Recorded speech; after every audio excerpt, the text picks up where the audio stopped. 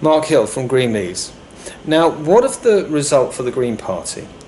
At 12%, you'd have to say, in principle, that's a good result. I think it's at, what, 4% and an extra 4, I think it is, MEPs. Now, this sounds good, but perhaps not as good as the 14.4% achieved when their main opposition, when the Green Party's main opposition was in deep trouble in 1989. And the 12% isn't madly inconsistent with the 7-8% we've been scoring in recent Euro elections. It is really critical that the Greens didn't beat the Labour Party. That is very unfortunate at a time when Labour seemed to be really down, and with a policy which was perhaps clear 12%, it didn't beat the 14% achieved by the Labour Party.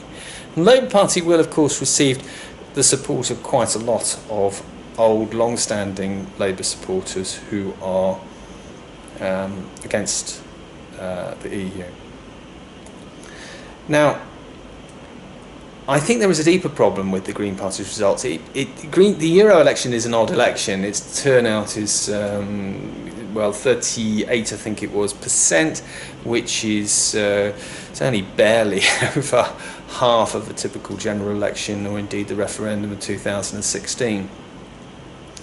And it might be by being Europhile you can win a Euro election, in that you can encourage those groups that are particularly strongly supportive of the EU to transfer their vote, at least temporarily, to you.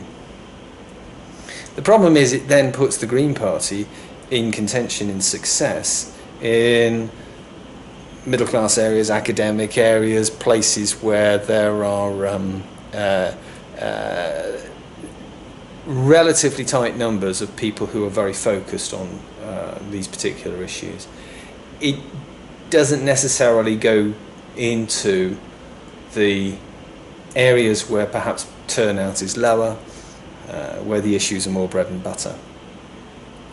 And therefore I fear that by being so tightly related to the 48% that voted to remain, some of whom of course have changed their minds on a democratic basis, by being so tied to that part of the electorate, the Greens are ignoring the other parts of the electorate which are also